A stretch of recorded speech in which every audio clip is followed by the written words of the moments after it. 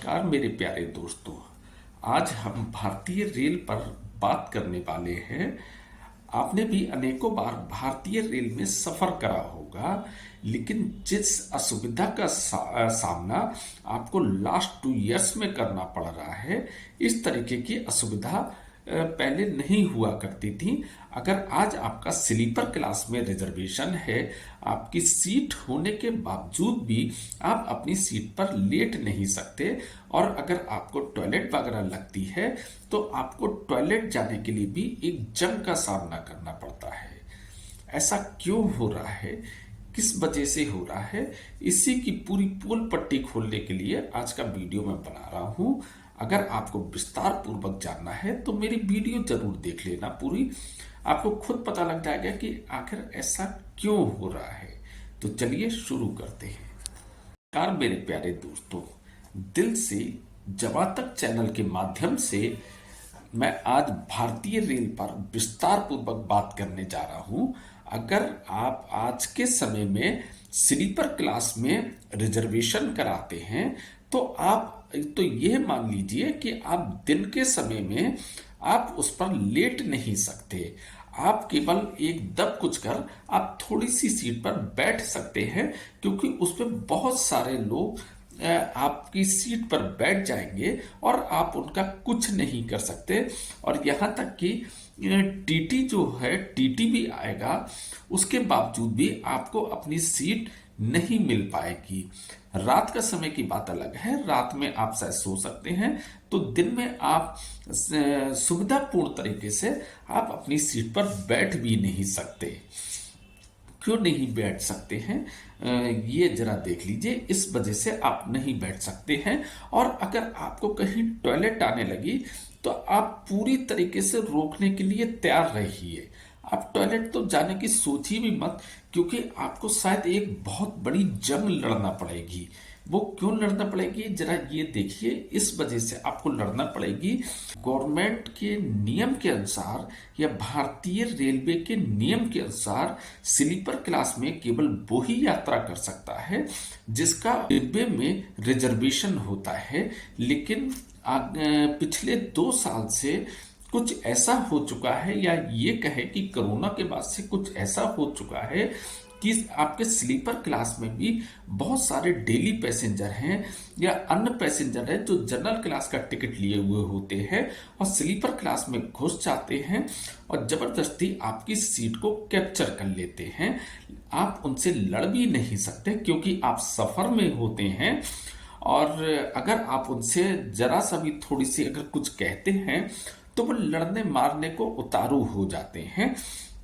यहां तक कि आप उम्मीद करते हैं कि चलो कोई बात नहीं, थोड़ी देर की असुविधा है, जब टीटी आएगा तो शायद इन लोगों को हटा देगा।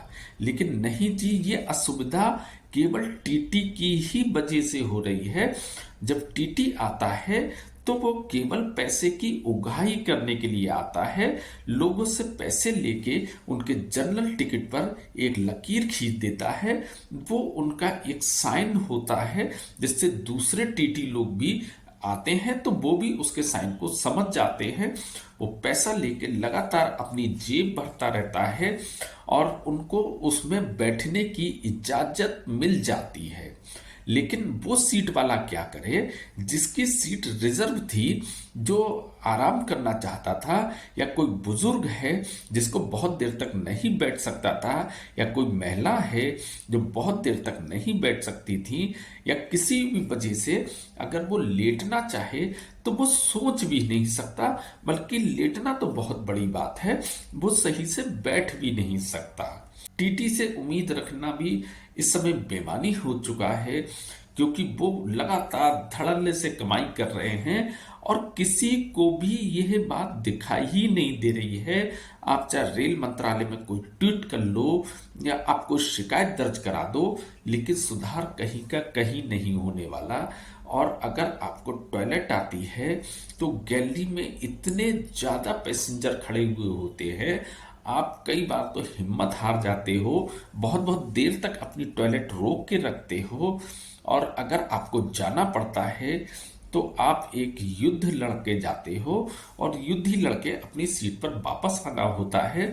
और कई बार तो ऐसा होता है कि जब आप अपनी सीट पर वापस आते हो तो आपको बैठने तक की सीट लेने के लिए एक और जंग लड़ना पड़ती है। तो ऐसा क्यों हो रहा है? जब हमारे देश में कोई नियम बना हुआ है, जब भारतीय रेल ने एक नियम बना रखा है, जब उसके एम्प्लॉय उसके अंदर आते हैं तो उस नियम को वो फॉलो क्यों नहीं करवाते हैं कि आप जनरल वालों से वो सीधे सीधे ये कह सकते हैं कि आप जनरल कोच में चले जाएं, ये रिजर्वेशन कोच है, इसलिए यहाँ पर असुविधा का सामना हो रहा है, आप उसमें जाकर बैठे। लेकिन वो केवल अपनी कमाई करने के लिए आते हैं और कमाई करके बहुत मोटी रकम लेकर वो चले जाते हैं। आप इसी चीज से अंदाजा लगा लें, कभी आप टीटी की शक्ल देखें, आज के समय में वो इस तरीके से पैसा कमा कमा कर उनके चेहरे पे चमक आ चुकी है, क्योंकि पैसा उन्होंने इतना कमा लिया है।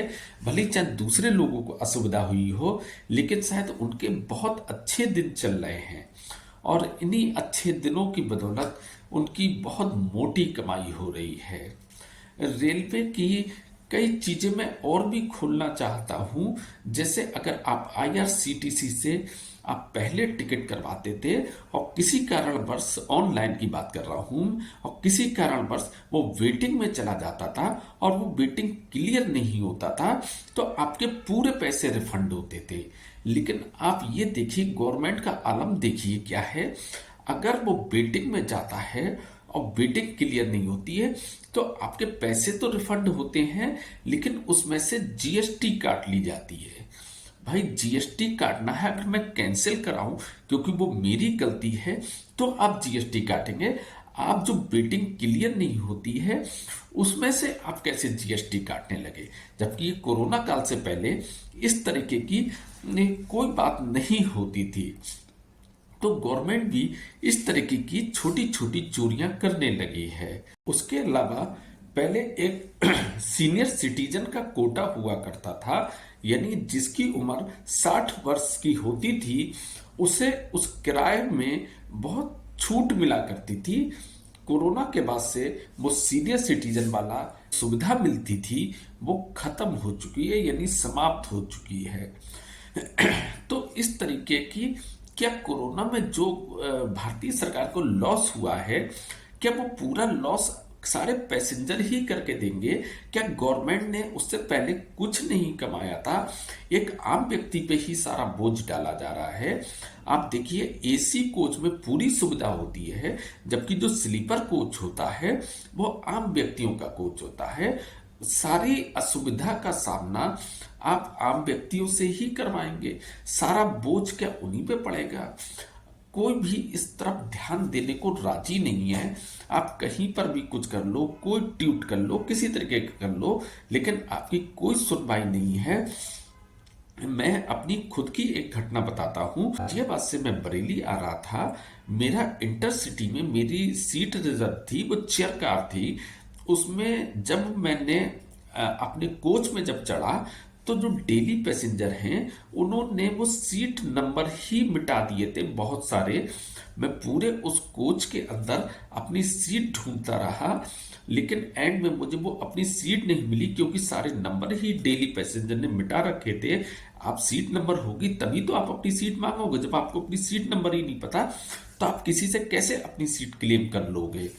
फिर जब मैं बहुत परेशान हो गया, मैं सीट होने के बावजूद भी कहीं ऐसे बैठ गया, जबकि मेरी पीठ में जब मेरी पीठ का ऑपरेशन हुआ है और मुझे डॉक्टर ने बहुत देर तक खड़ा होने के लिए मना किया हुआ था, तो तब मैंने रेलवे मंत्रालय को एक मेल डाली थी कि मेरी पीठ में दिक्कत है, रीढ़ की हड्डी में दिक्कत है, मेरी सीट होने के बावजूद भी मैं अपनी सीट नहीं ले पा रहा हूँ, टीटी का कहीं अता पता नहीं है, सीट नंबर डेली पैसेंजर ने मिटा रखे हैं।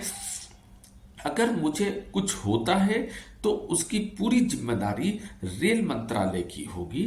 हालांकि जब मैं नेक्स्ट टाइम उसी ट्रेन में चढ़ा तो वो सीट नंबर तो पढ़ चुके थे, यानी उन तक वो मेरे मैसेज गया था।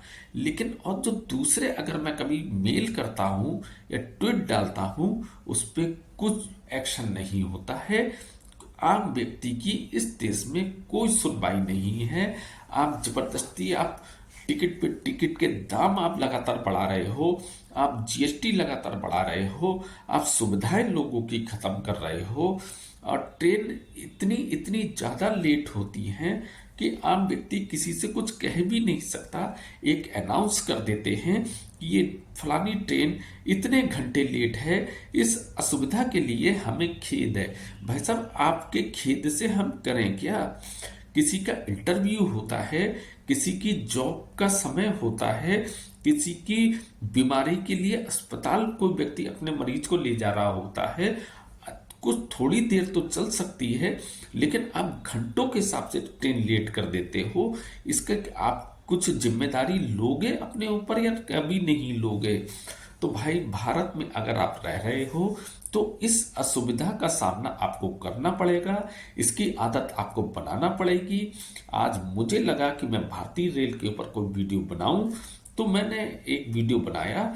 बाकी अगर आप इसे जितना ज़्यादा वायरल करोगे, हो सकता है मेरा ये वीडियो रेल मंत्रालय तक पहुंचे, हो सकता है उनके कान पे भी जू रेंगे, हो सकता है शायद हमारी स्थिति में कुछ बदलाव आए। बाकी जो जैसा चल रहा है वैसा चलता रहेगा। मेरी अपनी मर्जी है, मैं करता रहूँगा। बाकी अगर आपको मेरा वीडियो पसंद आया हो तो प्लीज़ लाइक करिए, शेयर भी कर देना, कमेंट्स भी कर देना, मुझे अच्छा लगता है। बाकी जैसी आपकी मर्जी, फिर मिलते हैं नेक्स्ट वीडियो में। Thank you very much.